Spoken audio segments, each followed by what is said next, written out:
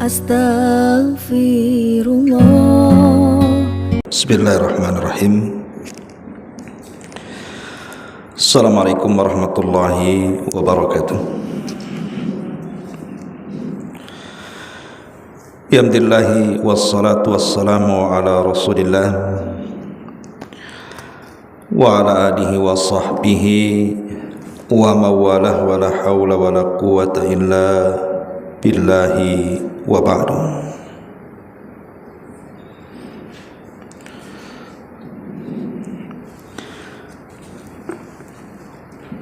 Alhamdulillah, di pagi menjelang siang ini kita bisa berkumpul di Masjid Salahuddin Tiban Pajak, dan kita masih melanjutkan kajian membahas kitab Minhaj al-Muslim, konsep hidup ideal seorang muslim dalam Islam,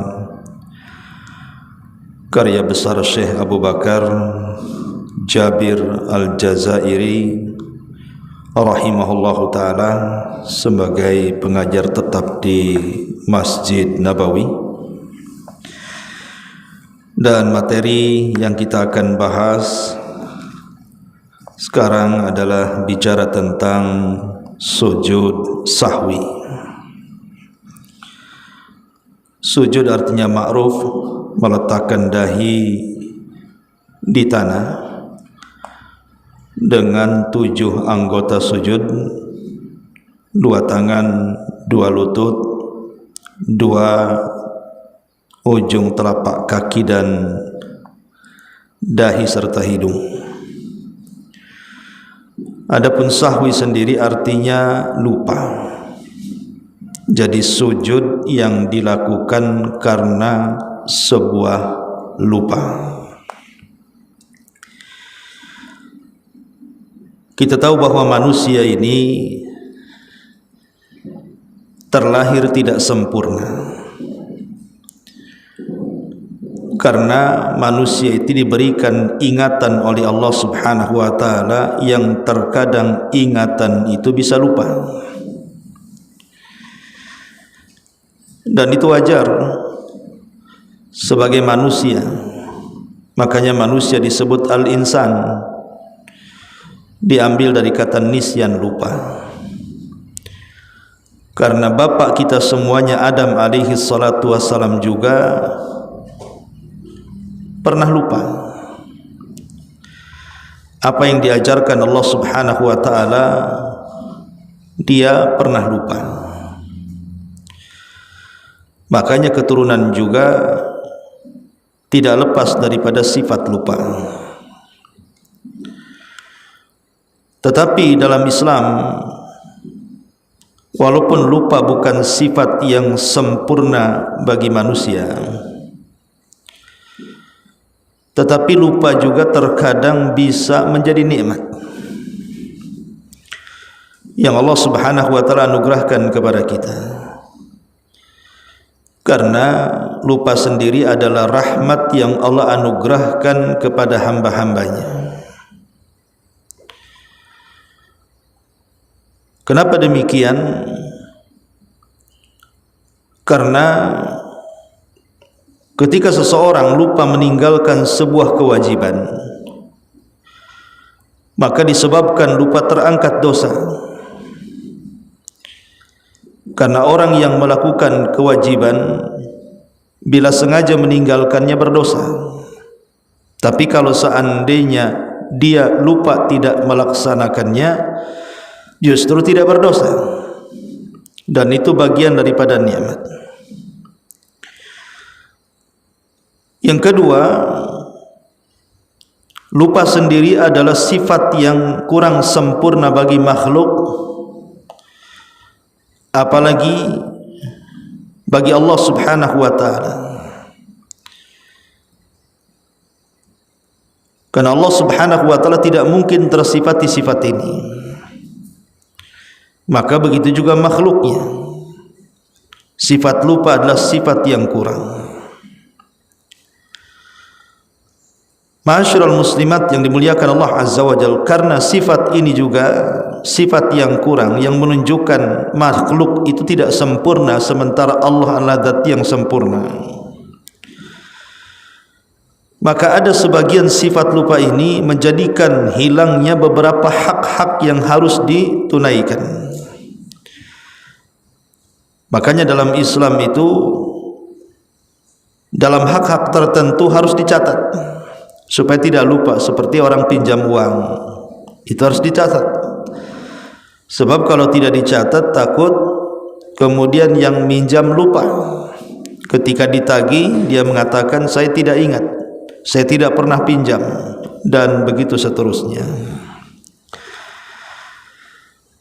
Ma'asyiral muslimat yang dimuliakan Allah Subhanahu wa taala, karena sifat ini melekat pada manusia, makanya kita tahu bahwa dalam ilmu pengetahuan kita dianjurkan untuk menulis dalam sebuah catatan, karena kita tidak bisa mengingat sepenuhnya apa yang disampaikan. Makanya untuk supaya menghilangkan perasaan lupa ini, maka dicatat. Dengan catatan inilah bermanfaat dan menjadi sebuah nikmat. Kalau seandainya manusia tidak memiliki sifat lupa, tentu para ulama tidak akan mencatat kitab. Mereka cukup menghafal di dada-dada mereka. Maka tidak ada warisan yang akan mewarisi ilmu mereka. Tapi ketika manusia sampai kepada para nabi dan juga para ulama, mereka juga tersifati sifat lupa selama mereka manusia. Makanya dikhawatirkan ketika ilmu-ilmu ini akan hilang karena sifat itu melekat, makanya mereka mencatat. Akhirnya tersebarlah kitab-kitab para ulama yang sampai kepada kita. Dan ini saya katakan dari awal bahwa sifat lupa itu adalah nikmat Allah Subhanahu wa ta'ala. Dan tentu banyak lagi. Akan tetapi ada sifat lupa itu bisa menjadikan orang tercela. Jadi sifat lupa itu tidak semuanya terpuji, tetapi ada sifat-sifat lupa itu menjadi tercela.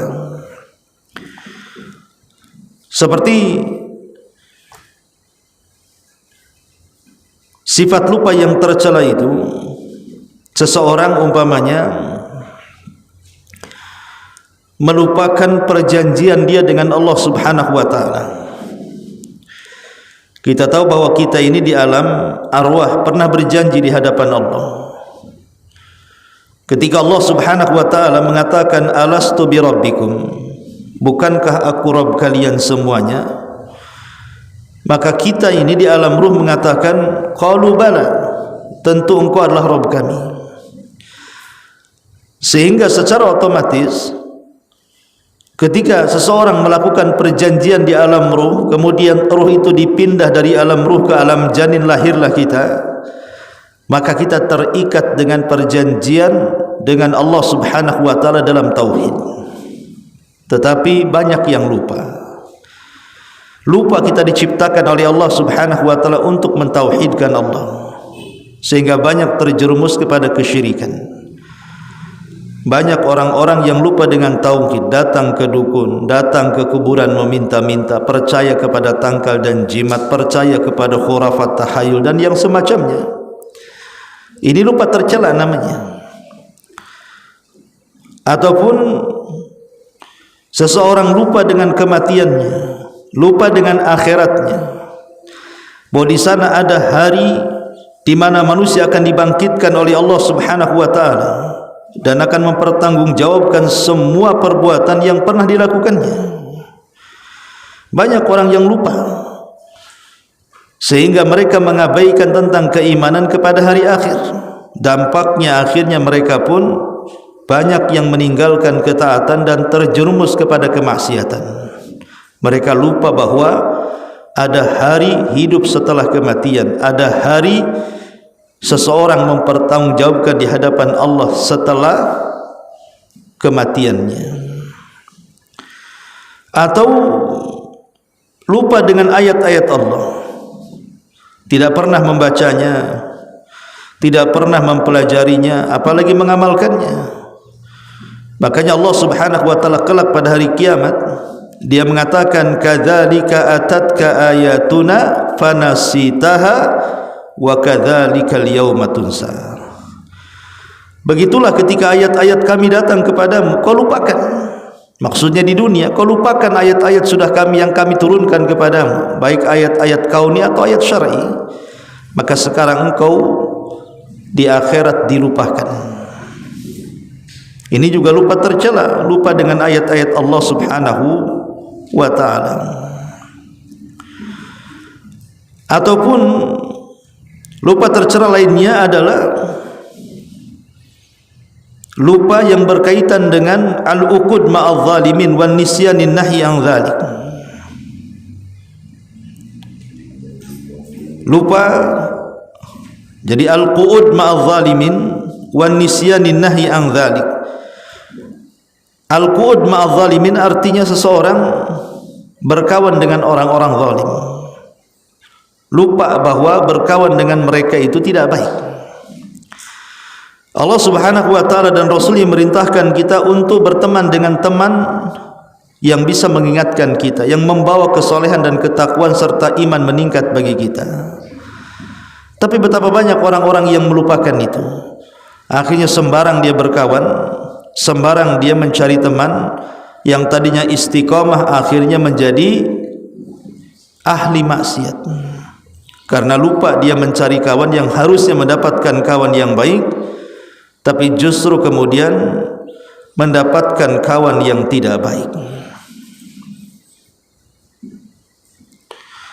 Dan banyak lagi ya lupa-lupa yang tercela itu. Tetapi kita tahu bahwa lupa ini sumbernya banyak. Kenapa orang bisa menjadi lupa?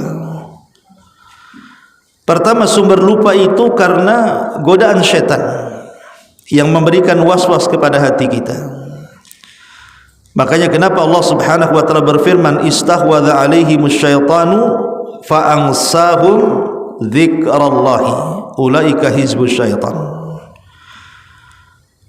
Setan berusaha untuk menggoda mereka, maka setan melupakan mereka dari mengingat Allah, maka mereka pun menjadi partainya setan. Jadi sumber utama lupa adalah godaan setan. Kenapa orang bisa lupa? Karena setan yang kemudian berusaha untuk melupakan kita dari mengingat Allah Subhanahu wa ta'ala. Ini sebab yang pertama. Sebab yang kedua, tarkut taqwa, meninggalkan ketakwaan kepada Allah Subhanahu wa ta'ala. Allah Subhanahu wa ta'ala berfirman, ya ayyuhalladzina amanu, dalam Al-Hasyr ayat 18-19, ya ayyuhalladzina amanu taqullaha wal tanzur nafsum ma qaddamat lighad wattaqullaha innallaha khabirum bima ta'malun. Wahai orang-orang yang beriman, bertakwalah kepada Allah. Ayat ini memerintahkan kita untuk takwa, menjalankan perintah dan menjauhi larangan. Dan hendaklah setiap jiwa melihat apa yang akan terjadi esok hari. Kemudian Allah ulang lagi perintah takwa, bertakwalah kepada Allah. Sesungguhnya Allah itu mengetahui apa yang kalian kerjakan. Kemudian di ujung ayat Allah mengatakan, wala takunu kalladzina nasullaha fa ansahum anfusahum ulaika humul fasiqun. Maka janganlah kalian seperti orang-orang yang mereka melupakan Allah, maka Allah melupakan mereka. Mereka lah orang-orang fasik. Jadi meninggalkan takwa yang merupakan perintah Allah Azza wa Jalla itu menjadikan seseorang itu jadi pelupa. Orang kalau banyak maksiat, kemudian juga mereka meninggalkan banyak ketaatan, banyak meninggalkan kewajiban, gemar dengan kemaksiatan, maka otaknya akan error dan dia akan menjadi pelupa. Pelupa mengingat Allah Subhanahu wa ta'ala. Ini yang kedua. Yang ketiga, at-turfatu wan ni'am wan na'im, kemegahan dan melimpah luahnya nikmat. Orang kalau diberikan kemegahan dan juga nikmat yang Allah Subhanahu wa taala anugerahkan tanpa batas kepadanya, orang bisa menjadi lupa. Makanya Allah Subhanahu wa taala mengatakan, wa idza massal insanu dhurrun da'a rabbahu muniban ilaihi thumma idza hawwalahu ni'matan minhu nasiya ma kana yad'u ilaihi min qablu. Kata Allah dalam surah Az-Zumar ayat 8, apabila manusia disentuh dengan sebuah madarat, kefakiran, sakit, bencana, ujian, maka dia pun akan berdoa kepada Allah dengan berusaha mendekatkan diri kepada Allah. Tapi kalau posisinya, kata Allah, diganti dengan penuh kenikmatan, banyaknya kesenangan, dia lupa apa yang dulu dia berdoa kepada Allah Subhanahu wa taala. Jadi kesenangan dunia ini bisa melupakan. Kesenangan dunia, kekayaan, kenikmatan ini bisa melupakan diri kepada Allah Subhanahu wa taala. Kemudian yang keempat, at-tamattu bil mali wal afiyah, bersenang-senang dengan harta dan kesehatan. Orang yang setiap hari mengejar dunia, mulai bangun sampai tidur dan bangun kembali, di pikirannya hanya dunia dan dunia, uang dan uang, harta dan harta, yang dikejar hanya kekayaan dunia, maka dia akan lupa kenapa dia bisa diciptakan, untuk apa diciptakan, dan kemana akhir penciptaan. Atau orang-orang yang terlampau mengejar kesehatan, kebugaran, maka mereka akan lupa. Orang-orang yang hanya mengandalkan merawat badannya, merawat kecantikannya, ketampanannya, maka orang ini lama-lama akan lupa kepada Allah Subhanahu wa taala. Makanya kenapa kemudian Allah Subhanahu wa taala berfirman, qalu subhanak ma kana yanbaghi lana an nattakhidha min dunika awliya walakin matta'athum wa aba'uhum hatta nasu dzikra wa kanu qauman bura.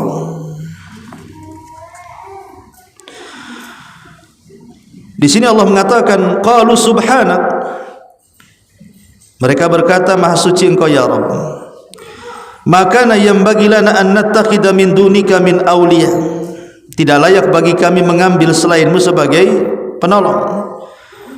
Walakin akan tetapi matta'tahum wa aba'ahum, akan tetapi engkau sudah dibutakan dengan kenikmatan mereka dan bapak-bapak kalian juga, sampai mereka lupa dengan zikir, lupa mengingat Allah, sehingga mereka menjadi kaum yang dihancurkan. Jadi ketika kemudian seseorang dalam pikirannya hanya mengingat dunia, mencari kemegahan dunia, kekayaan, kesenangan, kesehatan, dan begitu seterusnya, maka lambat laun dia akan dilupakan asal penciptaannya apa, dari mana dia berasal, untuk apa diciptakan, kemana dia dikembalikan. Lah inilah penyebab orang itu bisa lupa. Tetapi ada juga ilaj ataupun obat supaya kita tidak lupa. Maksudnya tidak lupa mengingat Allah Subhanahu wa taala, tidak lupa kita siapa, tidak lupa kenapa kita diciptakan, tidak lupa apa yang harus kita lakukan, tidak lupa kemana kita akan pulang.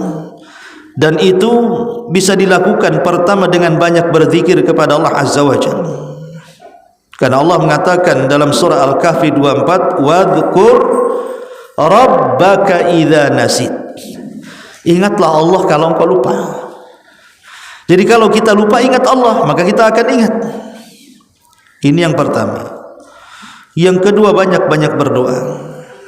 Banyak-banyak berdoa supaya kita tidak mudah lupa. Kemudian yang ketiga, banyak-banyak isti'adzah, meminta perlindungan kepada Allah dari gangguan syaitan, karena yang membuat kita lupa itu adalah syaitan.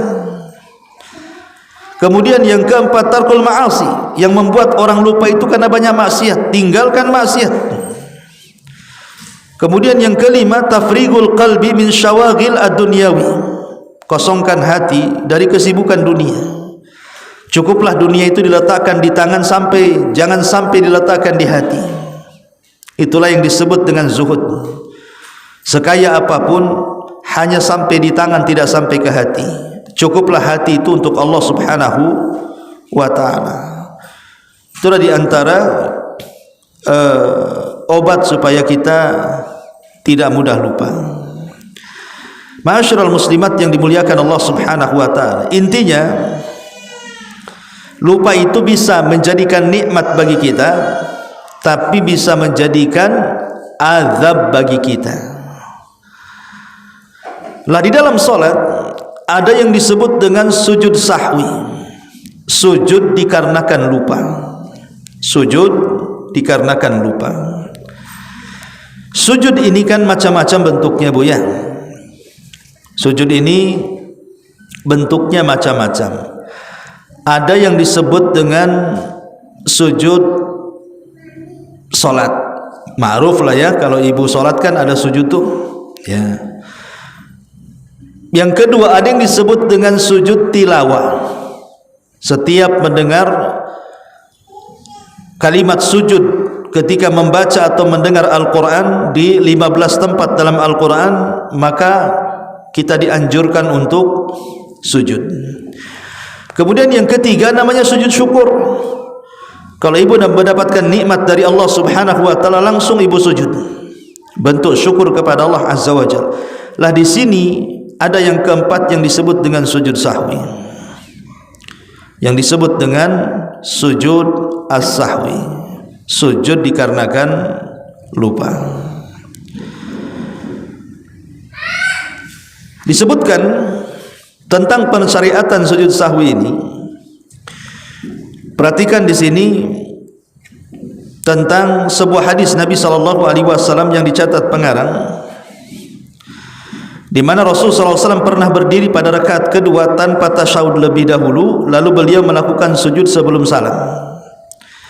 Kemudian bersabda, "Idza syakka ahadukum fi salatihi falam yadri kam shalla athalathan aw arba'an falyatrah asy-syakka wal yabni ala mastaiqana thumma yasjudu sajdataini qabla an yusallima fa in kana shalla khamsan syafa'na lahu salatahu wa in kana shalla itmaman li arba'in kanat targhiman lisyaitan." Jika salah seorang di antara kamu ragu dalam salatnya dan ia tidak mengetahui apakah salatnya itu baru 3 rakaat atau sudah 4 rakaat, maka hendaklah dia membuang keraguan-raguannya dan berpegang pada jumlah rakaat yang diyakininya. Kemudian ia melakukan sujud 2 kali sebelum salam atau sujud sahwi. Jika ia telah melakukan rakaat solat sebanyak 5 rakaat, sujud tersebut menggenapkan rakaat salatnya. Dan jika ia telah melakukan rakaat salat untuk menyempurnakan salat keempat sebanyak 4 rakaat, maka kedua sujud tersebut untuk membuat marah daripada syaitan. Dari sini kita tahu, Bu ya, kenapa sujud sahwi itu disyariatkan. Itu disebabkan karena 3 perkara. Pertama, karena adanya tambahan dalam salat. Yang kedua, karena ada pengurangan dalam salat. Yang ketiga, karena ada keraguan-raguan dalam salat. Inilah penyebab disyariatkan sujud sahwi. Tambahan, pengurangan, ragu-ragu. Ketika ada tambahan rakaat, sujud sahwi. Ketika ada pengurangan rakaat, sujud sahwi. Ketika ada keraguan-raguan apakah menambah atau mengurang, sujud sahwi. Jadi penyebab sujud sahwi itu ada 3 macam. Dan faedah daripada sujud sahwi sendiri, Bu, itu untuk menyempurnakan salat. Untuk menyempurnakan salat. Kita tahu bahwa yang bisa menyempurnakan salat, baik secara praktek ataupun pahala, itu 3. Jadi ibu kalau ingin sempurna salatnya, baik secara gerakan ataupun pahala, ya terutama pahala lah, biar kita dapat sempurna pahalanya, itu ada di 3 perkara. Pertama, lakukan sujud sahwi apabila terjadi 3 perkara. Kalau menambah, kalau mengurang, kalau ragu-ragu, supaya solatnya tetap sempurna. Yang kedua, dengan melaksanakan solat rawatib atau disebut dengan qabliyah dan ba'diyah. Setelah solat wajib kita lakukan 2 solat ini, qabliyah atau ba'diyah yang 12 rakaat itu. Karena melaksanakan rawatib solat setelah solat wajib itu bisa menyempurnakan solat wajib. Kemudian yang ketiga, berzikir setelah solat, terutama istighfar setelah solat wajib. Karena kita tahu bahwa setelah kita solat wajib kita dianjurkan membaca istighfar berapa kali?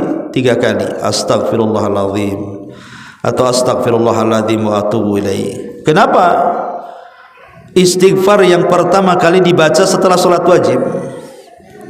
Karena apakah kemudian istighfar ini karena kita berbuat salah? Tidak. Orang beristighfar itu tidak mesti karena berbuat salah, tidak mesti karena berbuat dosa dia istighfar. Istighfar itu dilakukan karena kelalaian. Boleh jadi kita kurang dalam tumakninah, kita kurang dalam khusyuk ketika solat, kita kurang dalam gerakan, kita kurang dalam bacaan, kita kurang dalam kefasihan, dan begitu seterusnya. Kelalaian dalam solat bisa disempurnakan dengan meminta ampun kepada Allah Azza wa Jalla. Makanya zikir setelah solat yang pertama diucap itu istighfar 3 kali. Inilah 3 perkara yang bisa menyempurnakan solat. Salah satunya adalah sujud sahwi. Ma'asyiral muslimat yang dimuliakan Allah Subhanahu wa taala, perhatikan halaman ke-402-nya di sini tentang materi ke-6, tata cara pelaksanaan sujud sahwi di sini ya. Lihat di bawahnya setelah pengarang menyebutkan dalilnya di sini. Adapun bagi seorang makmum, halaman ke-401-nya, adapun seorang makmum yang lupa di belakang imam, maka dia tidak wajib melakukan sujud sahwi menurut mayoritas ulama, kecuali imamnya lupa. Maka ia wajib melakukan sujud bersamanya, karena ia wajib mengikuti imam. Jadi kalau seandainya makmum yang bermakmum di belakang imam dia lupa, imamnya tidak lupa, makmumnya yang lupa, maka tidak wajib sujud sahwi. Tapi kalau imamnya yang lupa, makmumnya tidak lupa, tetap sujud sahwi. Kenapa? Karena makmum itu mengikuti imam, kata beliau. Karena ia wajib mengikuti imam, dan karena adanya hubungan di antara salatnya dengan salat imamnya, maka para sahabat juga pernah melakukan sujud sahwi bersama Nabi, di mana saat beliau lupa maka beliau akan melakukan sujud sahwi. Baik, karena keterangan pengarang ini tidak banyak, kita akan bentangkan sedikit tentang sujud sahwi. Ma'asyiral muslimat yang dimuliakan Allah Subhanahu wa taala, kapan seseorang melaksanakan sujud sahwi? Dalam salat. Pertama, ketika tarku rukni fi salati, meninggalkan rukun dalam salat. Ketika seseorang meninggalkan rukun dalam salat, maka dia harus mendatangkan rukun tersebut dan melakukan sujud sahwi. Jadi kalau seorang meninggalkan rukun, maka dia harus mengganti rukunnya. Kemudian setelah mengganti, dia melaksanakan sujud sahwi. Contoh, orang meninggalkan sujudkan rukun tubuh, maka dia harus mendatangkan rukun, artinya ganti dengan 1 rakaat. Karena dia meninggalkan 1 rukun, maka setelah dia mengganti dengan 1 rakaat, maka dia harus melakukan sujud sahwi. Karena di antara perintah sujud sahwi itu adalah ketika dia meninggalkan rukun, baik rukun yang bersifat perbuatan ataupun bersifat ucapan. Yang kedua, meninggalkan wajib. Contohnya ibu meninggalkan tasyahud awal. Ini yang banyak terjadi kan Bu ya. Kadang-kadang orang tidak sempat tasyahud awal, lupa langsung bangkit. Pada rakaat kedua harusnya sujud tasyahud awal. Terkadang karena sibuknya otak kita, pikiran kita, akhirnya lupa kalau kita harus tasyahud, langsung bangkit ke rakaat ketiga. Ini yang paling banyak. Dan hukum tasyahud awal itu kan wajib Bu. Dia tidak rukun, dia wajib. Sehingga kalau dia meninggalkan wajib, beda dengan meninggalkan rukun. Kalau meninggalkan rukun harus mendatangkan rukun, tapi kalau meninggalkan wajib tidak harus diganti, tetapi sebagai gantinya sujud sahwi. Jadi setelah tasyahud akhir, ibu sujud sahwi saja, tidak perlu mendatangkan tasyahud awal lagi, karena meninggalkan wajib tidak harus mengganti. Tapi kalau meninggalkan rukun wajib mengganti. Ini yang kedua. Yang ketiga, tarkus sunnah, meninggalkan sunnah dalam salat. Meninggalkan sunnah dalam salat, sebagian para ulama mengatakan disunnahkan sujud sahwi. Tapi ada juga yang mengatakan tidak wajib sujud sahwi. Tidak wajib sujud sahwi. Tapi ada yang mengatakan sunnah sujud sahwi. Kemudian yang keempat, az-ziyadatu ala salati, menambah dalam salat. Baik dalam menambah perbuatan atau ucapan dari jenis salat, maka itu pun diharuskan sujud sahwi. Atau yang kelima, mengurang adat daripada rakaat, jumlah daripada rakaat. Harusnya 4 jadi 3, harusnya 3 jadi 2, harusnya 2 jadi 1. Maka dalam posisi dia mengurangi rakaat dalam salat, maka dia wajib ataupun sangat dianjurkan melaksanakan sujud sahwi. Dan yang terakhir, ragu-ragu dalam bilangan salat. Apakah tadi saya 4 rakaat atau 5 rakaat? Tadi saya 3 rakaat atau 4 rakaat? Maka kalau dalam posisi ragu-ragu, tetapkan yang yakin. Kalau memang kurang tambah, lakukan sujud sahwi. Jadi itu 5 perkara atau 6 perkara yang menjadikan seseorang sujud sahwi. Baik, sujud sahwi ini dilakukan kapan? Sebelum salam atau setelah salam? Sebagian para ulama mengatakan bahwa sujud sahwi ini dilakukan setelah salam. Tapi ada yang mengatakan sujud sahwi itu dilakukan setelah salam. Jadi ada yang mengatakan sebelum salam, ada yang mengatakan setelah salam. Tapi ada juga yang mengatakan sujud sahwi itu semua dilakukan sebelum salam, kecuali dalam posisi 2 kondisi. Dilakukan setelah salam. Pertama, seseorang kurang dalam sholatnya karena lupa. Pemain seseorang itu, ibu umpamanya ya, sholat duhur, ibu hanya 2 rakaat, kemudian langsung salam. Padahal duhur itu 4 rakaat kan, ibu baru 2 rakaat salam. Kemudian ibu selesai salam ya zikir, baru teringat, tadi saya baru 2 rakaat, atau mungkin diingatkan sama anaknya, sama suaminya. Akhirnya ibu nambah 2 rakaat. Maka dalam posisi seperti ini Bu, lakukan sujud setelah salam, berdasarkan hadis Dzil Yadaini ya. Kemudian yang kedua, ini kalau sholat sendiri Bu ya. Yang kedua, kalau imam lupa, ibu sholat jamaah nih, imamnya lupa dalam sholatnya, kemudian dia salam imamnya, kemudian ibu ikut salam imam. Maka kemudian setelah imam zikir, bingung makmum, ini si imam ini habis makan obat apa ini kok baru 3 rakaat, harusnya 4 rakaat kok sudah salam. Ibu ingatkan serempak, mam, kurang 1, ini masih 3, kurang 1 rakaat umpamanya kan.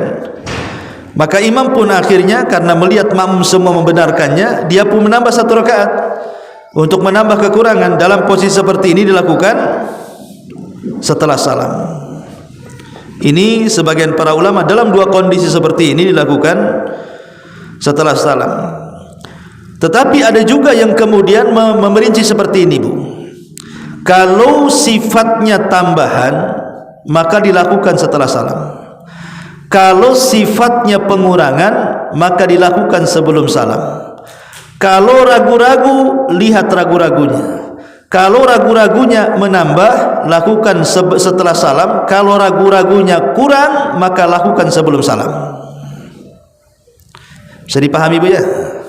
Jadi saya ulangi nih, ini penting masalahnya. Kalau ibu menambah, contoh zuhur 4 rakaat, akhirnya ibu bangkit lanjut ke 5 rakaat. Setelah di 5 rakaat ibu baru ingatlah, ini kan nambah namanya. Kalau posisinya ibu sudah berdiri, bukan posisi ruku, bangkit daripada rakaat yang ke-4, malah ibu bangkit ke rakaat ke-5 dan posisinya sudah tegap. Lain kalau masih membungkuk, ibu ingat boleh ibu balik. Tapi kalau posisi tegak kan tidak bisa dibalikin Bu. Ibu harus nambah satu lagi.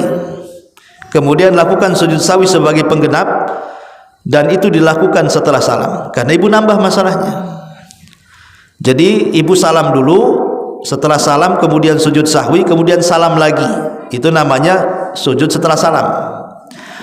Tapi kalau ibu mengurang, oh iya, ini kan baru rakaat ketiga, harusnya saya kurang 1. Ibu bangkit lagi ke rakaat ke-4. Kemudian tasawuf akhir, sebelum tasawuf akhir ibu sujud 2 sujud kemudian salam. Itu namanya sujud sebelum salam. Lah itu dikarenakan adanya pengurangan. Kalau yang ketiga ragu-ragu, lihat ragu-ragunya, apakah ragu-ragunya menambah atau mengurang. Kalau menambah lakukan setelah salam, kalau mengurang lakukan sebelum salam. Itu khulasah, ya, itu namanya ringkasan tentang sujud sahwi. Ini diantara hukum-hukum seputar sujud sahwi. Baik, inilah diantara hukum-hukum secara singkat yang berkaitan dengan sujud sahwi. Wallahu alam. Baik, sebelum saya tutup, kalau ada pertanyaan seputar sujud sahwi, silahkan kita buka tanya jawab.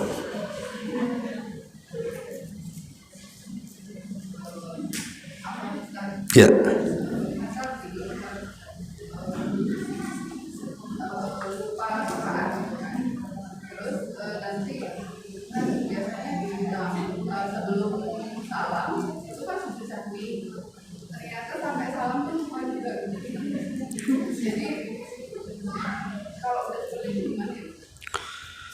Maksudnya lupa apa? Lupa sujud sahwinya.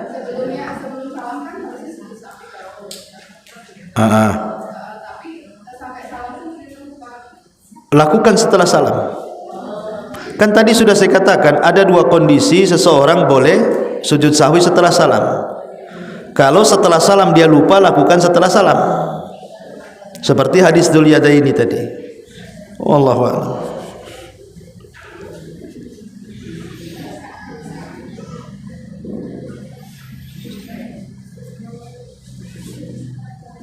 Ada lagi?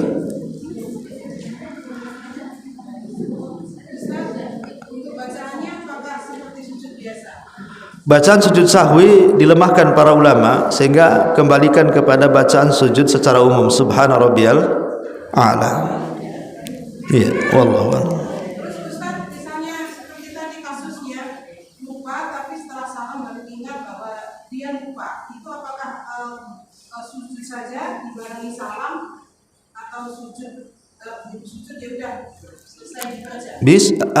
Itu namanya kalau lupa harusnya sebelum salam kemudian salam, maka dia harus sujud 2 kali kemudian salam. Salamnya diulang 2 kali.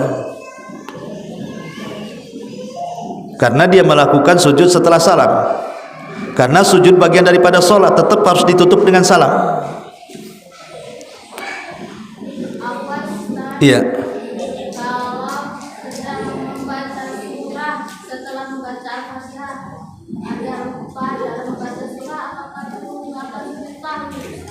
Itu kembali kepada hukum sunnah. Ibu meninggalkan sunnah kan namanya. Membaca Quran setelah Fatihah itu hukumnya sunnah, bukan rukun, bukan wajib. Artinya ibu lupa meninggalkan sunnah.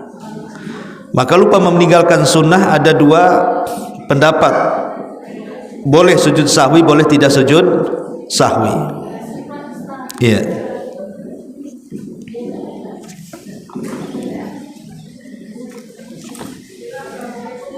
Waalaikumsalam.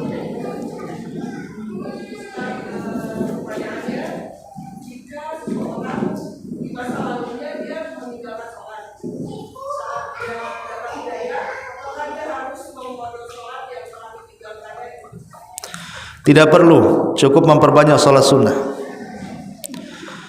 Jadi tidak perlu orang umpamanya 40 tahun tidak salat, kemudian di 40 tahun dia tobat akhirnya salat setiap hari. Memang kita tidak menafikan ada pendapat yang mengharuskan untuk qadha, tapi pendapat itu lemah. Pendapat yang kuat tidak perlu qadha berdasarkan hadis Aisyah. Tetapi sebagai penggantinya dia harus memperbanyak amalan sunnah. Kalau dulu dia tidak pernah zakat, kemudian sadar zakat penting, setelah sadar maka perbanyak sedekah. Kalau dulu banyak meninggalkan puasa Ramadan, maka ingat-ingat karena puasa harus diqadha. Tapi kalau yang tidak ingat, maka cukup memperbanyak puasa sunnah. Kalau dia dulu meninggalkan sholat, tidak perlu diqadha, cukup memperbanyak sholat sunnah. Sholat sunnah banyak, mulai dari bangun sampai tidur, macam-macam sholat sunnah. Wallahu a'lam.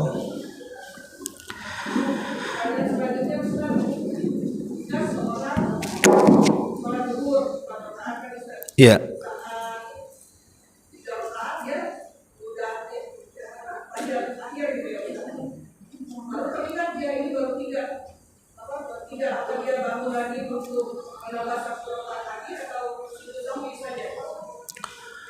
Ingatnya kapan?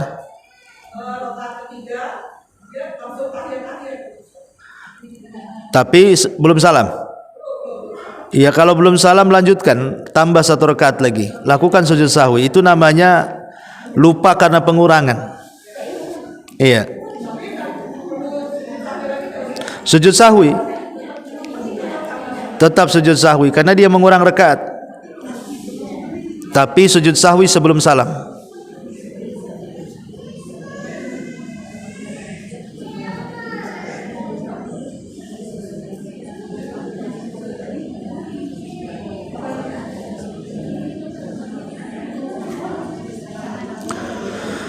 Sini ada pertanyaan dari YouTube. Iya, boleh.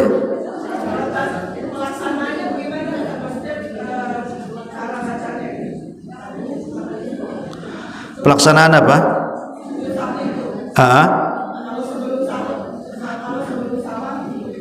Kalau sebelum salam, ya dilakukan sebelum salam, setelah ibu membaca tahiyat, kemudian membaca syahadat, membaca sholawat, kemudian perlindungan dari 4 perkara, kemudian doa yang ibu silakan berdoa, kemudian langsung sujud 2 kali sujud, kemudian salam. Itu kalau sebelum salam. Kalau setelah salam karena penambahan, ibu salam dulu. Selesaikan tahiyat, syahadat, sholawat, doa, salam. Kemudian setelah salam, ibu sujud 2 kali, kemudian salam lagi. Itu namanya sujud setelah salam. Bisa dipahami?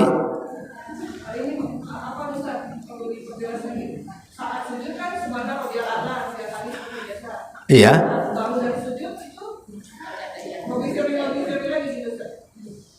Iya, maksudnya sujud subhana rabbil a'la kemudian bangkit dari sujud rabbighfirli kan? Sujud lagi. Kemudian setelah sujud, kemudian bangkit dari sujud langsung salam. Itu sebelum salam. Kalau setelah salam karena menambah, ibu salam dulu. Kemudian sujud 2 kali sujud, kemudian salam lagi. Salamnya 2 kali. Itu namanya sujud setelah salam.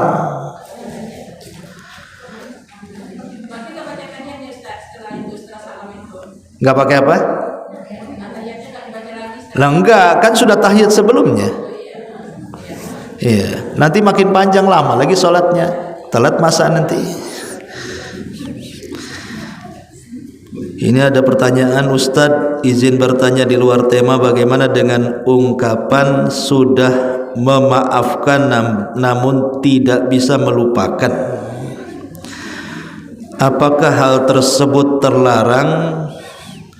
Karena kalau boleh ingat, itu susah melupakan apa yang sudah dia lakukan. Itu tabiat manusia. Tabiat manusia, kalau orang disakiti memang dia susah untuk melupakan. Orang yang zalim itu mudah melupakan kezalimannya, tapi orang yang dizalimi dia akan ingat sepanjang masa. Jadi kalau seandainya seseorang sudah memaafkan tapi tidak bisa melupakan, itu sebenarnya sebuah kemuliaan, sudah sebuah kemuliaan, karena dia sudah berbesar hati memaafkan walaupun belum bisa melupakan. Dan itu setan memang. Jadi kalau sudah memaafkan, upayakan terus disibukkan dengan perkara-perkara yang bermanfaat sehingga bisa melupakan. Jadi kalau diingatkan lagi, ya tinggal istighfar saja. Karena memang setan demikian, supaya membangkitkan dendam sehingga diingatkan seperti itu. Makanya banyak beristighfar kepada Allah Subhanahu wa taala. Ustaz, saya bertanya, seandainya orang yang suka lupa sama hutangnya, macam mana Ustaz? Lupa sama hutangnya, makanya cepat bayar biar tidak lupa hutangnya. Wallahu a'lam. Baik, sampai di sini. Subhanakallahumma bihamdika asyhadu an la ilaha illa anta astaghfiruka wa atubu ilaik. Allahu